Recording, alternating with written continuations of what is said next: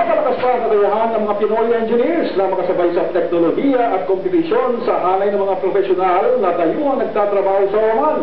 Alamin po natin kung paano sa Balitang Middle East ni Rowen Soldevilla.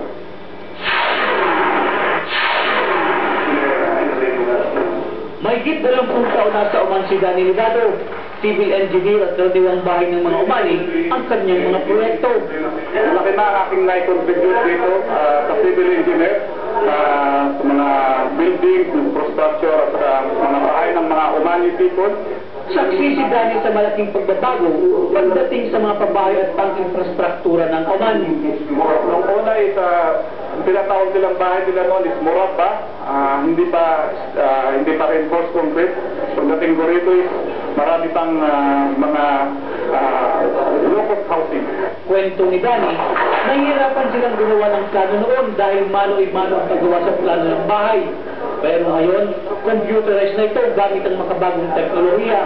Karamihan sa mga bahay ngayon is reinforced concrete na, moderno na, pati yung mga ginagamit is parang puro makabagong teknolohiya.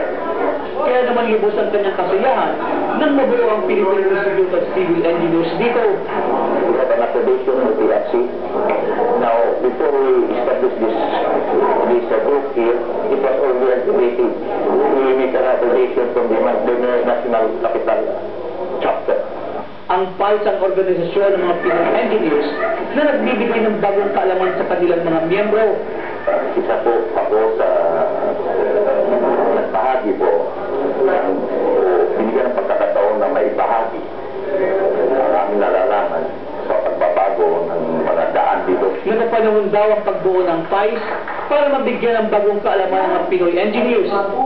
Makikita mo yung nag-hire ng company na isang draftsman na Pilipino compared to the other sa tatlo yung ginagamit, the same output. So that's the way we work. Bukod dito, maaari na rin daw mag-review sa kanila ang mga Pinoy engineers na hindi pa nakakapasa sa board exam. Instead of going to the Philippines and spend a lot of money, they can spend 100 reals only at a time and they can take the same exam. Pabalita sa Middle East, Rowen Soldevilla,